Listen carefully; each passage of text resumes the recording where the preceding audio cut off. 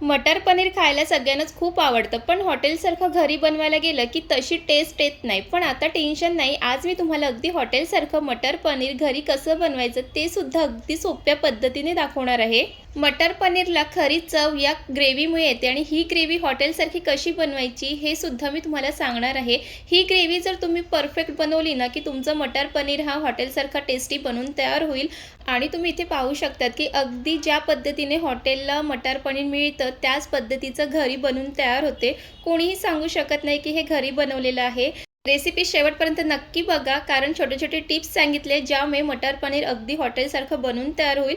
तर चला मग रेसिपीला सुरुवात करूया. सर्वात आधी तर मटर पनीर करण्यासाठी लागणारे साहित्य बघूया. इथे पनीर घेतलेलं आहे आणि त्यासोबतच मटारसुद्धा घेतलेलं आहे. आता मटार आणि पनीरची क्वांटिटी तुम्ही तुमच्याप्रमाणे घेऊ शकतात. त्यानंतर इथे उभा चिरून घेतलेला कांदा, टोमॅटो, कोथिंबीर, लसूण, आलं, मिरची आणि इथे उभा चिरून घेतलेला कांदा आहे आणि त्यासोबतच इथे काजूसुद्धा घेतलेले आहे आणि हे साहित्य तर आपल्या घरी असतातच. आता एका साईडला गरम पाणी करायला ठेवलेलं आहे. सर्वात आधी तर जे मटार आहेत ते उकळून घ्यायचे आहेत.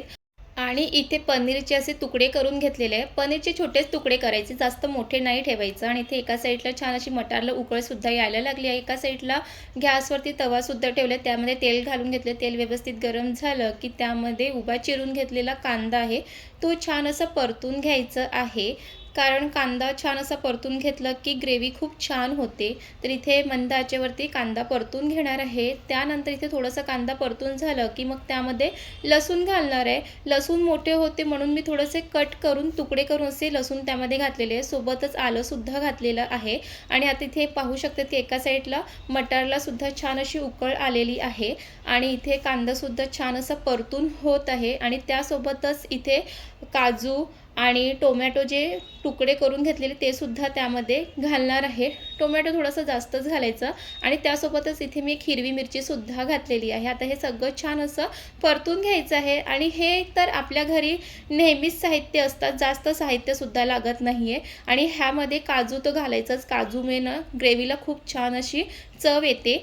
आणि हे सर्व परतून घेतल्यानंतर एका प्लेटमध्ये काढून घेणार आहे आणि त्यानंतर हे सर्व थंड करायला एका बाजूला ठेवायचं आहे. त्यानंतर पनीरचे जे तुकडे करून घेतलेले आहेत ते सुद्धा थोडंसं तेलामध्ये परतून घ्यायचं आहे. इथे तेलसुद्धा व्यवस्थित गरम आहे. आता एक एक करून सर्व पनीरना छान असे थोडेसे परतून घ्यायचे.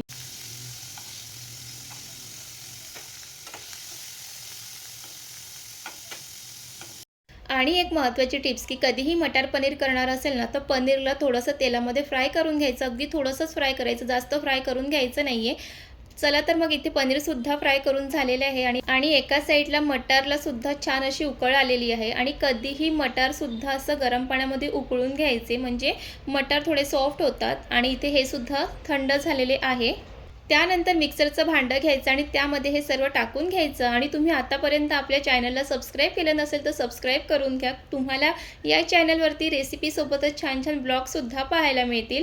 आणि त्यानंतर ह्यामध्ये अजून एक हे टाकायचं ज्यामुळे ही ग्रेव्हीला अजून छान चव येते, ते म्हणजे ह्यामध्ये दही घालायचं. इथे मी 2 चमचे दही घालणार आहे. दही नक्कीच घाला, कारण अजून छान अशी ग्रेव्ही बनवून तयार होते. आणि त्यानंतर मिक्सरला फिरून घ्यायचं आहे. अजिबात पाणी घालायचं नाही, फक्त दहीच घालायचं आहे. आणि इथे तुम्हाला दाखवते की ही ग्रेव्ही बनवण्यासाठी कशी पेस्ट बनवून घ्यायची आहे. आणि खरंच सांगते खूप ह्याला चव भारी येते, कारण ह्यामध्ये काजूसुद्धा घातलेले आहे आणि दहीसुद्धा घातलेले आहे. आणि सगळं जे कांदा, टोमॅटो, आलं, लसूण हे सगळं आपण आधीच थोडंसं तेलामध्ये परतून घेतलेलं आहे. आणि ह्यामुळेच ना पनीर मटारच्या ग्रेव्हीला खूप छान चव येते. त्यानंतर मग गॅसवरती कढई ठेवलं, तेल घातलं, तेल व्यवस्थित गरम होऊन दिलं आणि त्यामध्ये जिरं घातलं. जिरं व्यवस्थित तडतडून झालं की त्यामध्ये तेजपत्ता आणि दालचिनी हे घातलेलं आहे, ते सुद्धा छान परतून घ्यायचं. आणि जी ग्रेव्ही करून घेतलेली आहे ती सुद्धा तेलामध्ये टाकणार आहोत आणि ती व्यवस्थित मिक्स करून घ्यायची आहे. आणि हे सर्व करत असताना ना गॅस मंद आचेवरतीच ठेवा, जेणेकरून मसाले जास्त भाजले जाणार नाही. आणि हे असं मिक्स करत राहायचं आहे. अगदी 2 मिनिटं हे असं मिक्स करत राहायचं आहे. आणि हळूहळू ह्या मसाल्याचा रंग आहे तो बदलायला सुरुवात होतो, इथे तुम्ही पाहू शकतात.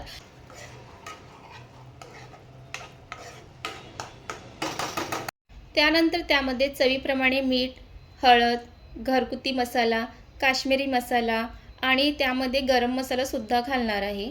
जर तुमच्याकडे कोणताही गरम मसाला असला ना तो तुम्ही त्यामध्ये घालू शकतात आणि ह्यामध्ये धनिया पावडरसुद्धा घालायची आहे आणि हे सर्व मसाले छान असं मिक्स करून घ्यायचं आहे आणि सर्व मसाले छान असं त्या ग्रेव्हीमध्ये मिक्स झाले पाहिजे, इथे तुम्ही पाहू शकतात। आणि ज्या मिक्सरच्या भांड्यामध्ये फिरून घेतलं होतं त्याच्यामध्येच थोडंसं पाणी घालायचं आणि तेच पाणी अगदी थोडंसंच घालायचं, जास्त पाणी घालायचं नाही सुरुवातीला।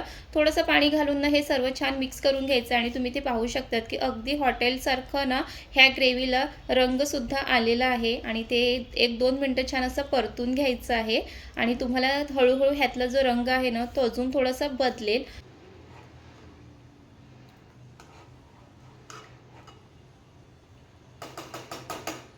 त्यानंतर झाकण झाकून एक 2-3 मिनिटाची वाफ काढून घ्यायची आहे आणि इथे खूप छान अशी वाफसुद्धा आलेली आहे आणि त्यानंतर परत एकदा मिक्स करून घ्यायचं आहे, इथे तुम्ही पाहू शकतात। आणि खरंच सांगते या ग्रेव्हीचा जो सुगंध आहे ना पूर्ण घरामध्ये पसरलेला आहे। तर चला इथे ही ग्रेव्ही बनून तयार झाली की त्यानंतर मग जे मटार उकळून घेतले ते सुद्धा त्यामध्ये टाकून घ्यायचं आहे आणि त्यासोबतच जे पनीर फ्राय करून घेतले ते सुद्धा टाकणार आहोत आणि ते हलक्या हाताने छान असे मिक्स करून घ्यायचं आहे। आणि एक महत्त्वाची टिप्स की कधीही तुम्ही जेव्हा मटार उकळून घेता ना तेव्हा ते पाण्यामध्ये तसंच ठेवायचं आहे, पाण्यातून बाहेर काढायचं नाही आहे। जेव्हा तुम्ही मटार ग्रेव्हीमध्ये टाकतील तेव्हा त्याला पाण्यातून बाहेर काढायचं आहे, म्हणजे जर तुम्ही सुरुवातीलाच जर मटार बाहेर काढून ठेवलं ना तर मटार कसे ते ड्राय होतात, म्हणून ही एक महत्त्वाची टिप्स आहे ती लक्षात ठेवायची आहे। आणि पनीरसुद्धा तेलामध्ये थोडंसं फ्राय करून घेतलं की ते ग्रेव्हीमध्ये पनीर तुटत नाही, म्हणून पनीरसुद्धा फ्राय करून त्यानंतरच मग ग्रेव्हीमध्ये घालायचं। त्यानंतर झाकण झाकून एक 5 मिनिटाची छान वाफ काढून घ्यायची आहे आणि त्यानंतर मग गरम मसाला घालायचा वरूनसुद्धा। वरून गरम मसाला घातला की अजून ग्रेव्हीला छान चव येते आणि एक गरम मसाला टाकल्यानंतर परत 2 मिनिटाची छान वाफ काढून घ्यायची आहे। आणि तुम्ही ते पाहू शकतात की मटर पनीरला खूप छान अशी ग्रेव्हीला उकळसुद्धा आलेली आहे आणि अगदी हॉटेलसारखा ह्याला रंगसुद्धा आलेला आहे। आणि त्यानंतर मग वरून ना कस्तुरी मेथी घालायची आहे, कस्तुरी मेथी असेल तर नक्कीच घाला, नसेल तर स्किप केलात तरीही चालेल, पण घातले की जरा अजून छान चव येते। आणि परत एकदा छान मिक्स करून घ्यायचं आहे आणि त्यानंतर मग भरपूर अशी हिरवी कोथिंबीर घालायची आणि इथे हॉटेल स्टाईल मटर पनीरची ग्रेव्ही बनून तयार झालेली आहे। अगदी हॉटेलसारखी चव येते, तुम्ही सुद्धा एकदा नक्कीच या पद्धतीने बनवा आणि जे छोटे छोटे टिप्स सांगितले ते नक्की फॉलो करा आणि घरी अगदी 15 मिनिटात हे बनून तयार होते, साहित्यही कमी लागतं आणि आता मटर पनीर खायचं असेल तर हॉटेलमध्ये जायची गरज नाही आहे, घरीच मस्त अशा पद्धतीने मटार पनीर बनवा। त्यासोबत तुम्हाला रोटी खायला आवडत असेल तर रोटी बनवा, नान बनवा किंवा भातासोबतसुद्धा ही ग्रेव्ही खूप छान लागते।